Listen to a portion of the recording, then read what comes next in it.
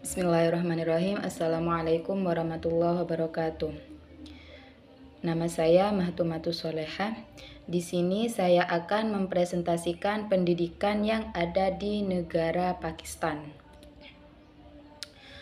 Latar belakang negara Pakistan yaitu sejak awal kemerdekaannya pada tahun 1947, Pakistan menekankan pendidikan nasional untuk merealisasikan cita-cita pendidikan Republik Islam Pakistan. Oleh sebab itu, Pakistan adalah negara Republik Islam yang mengimplementasikan ajaran agama Al-Quran dan Al-Hadis dalam kehidupan modern termasuk bidang pendidikan. Jadi pada awal kemerdekaan di negara Pakistan yaitu sudah mengutamakan atau membentuk negara tersebut supaya menjadi Republik Agama Islam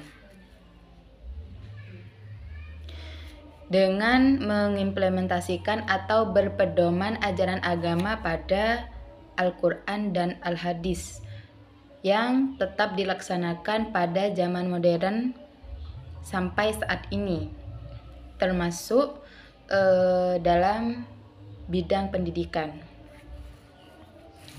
Kemudian, sistem pendidikan Pakistan adalah mirip dengan struktur sistem pendidikan di Amerika Serikat dan banyak negara-negara lain.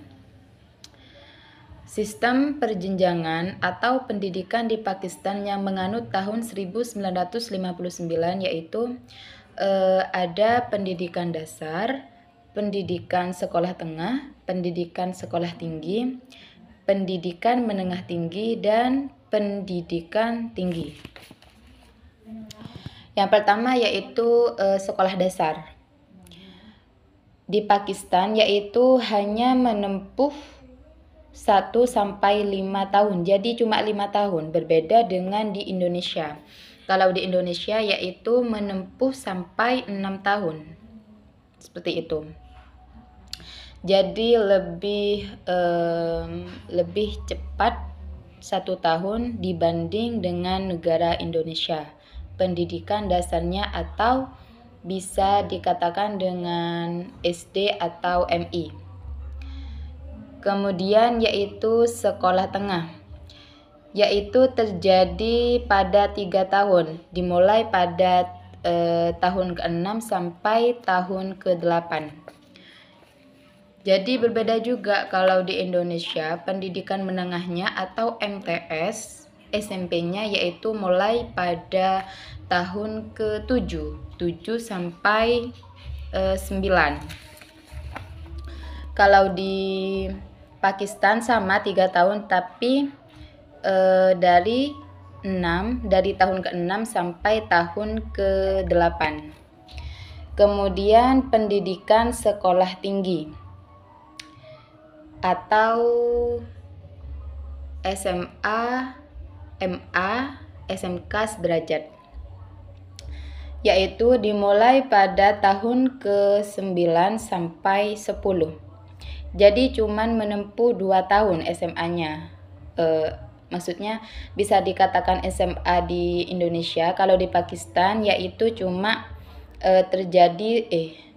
ditempuh selama 2 tahun. Kalau di Indonesia kan 3 tahun pendidikan menengah, pendidikan sekolah tinggi atau SMA-nya.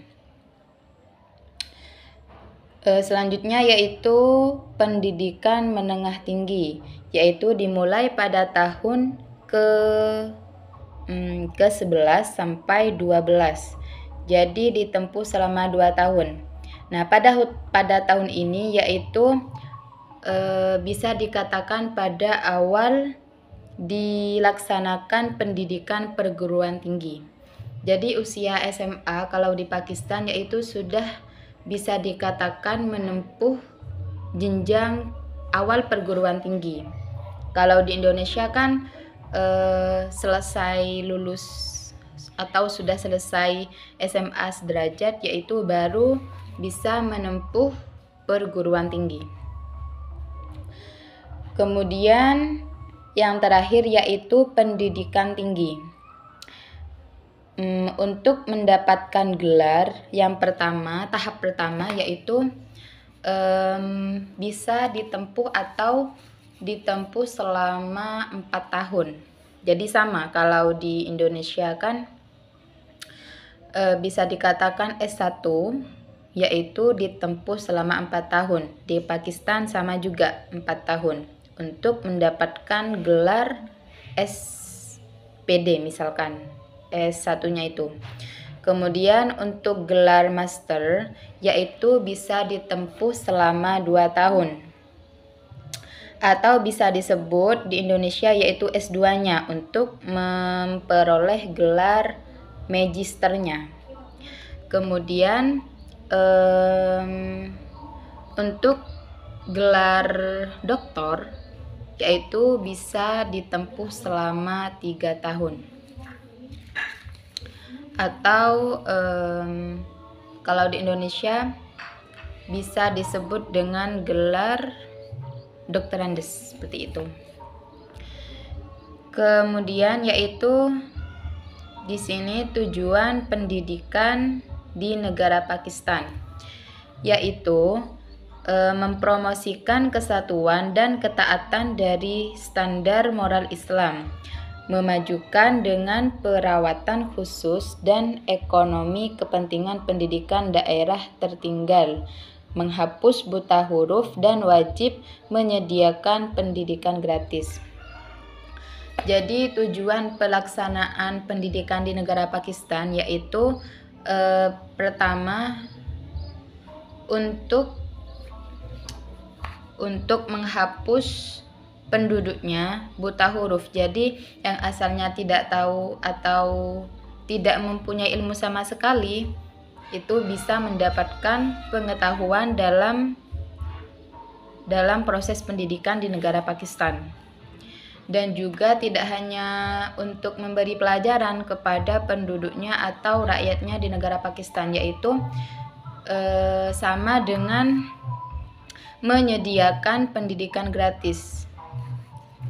Jadi seperti itu. Kalau di Pakistan selain memberikan ilmu untuk mengetahui apa yang belum diketahui penduduknya atau yang bagi orang awamnya buta huruf, itu juga disediakan pendidikan gratis, seperti itu.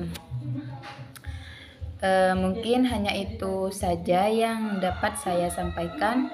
Sekian, terima kasih. Wabillahi taufiq wal hidayah. Wassalamualaikum warahmatullahi wabarakatuh.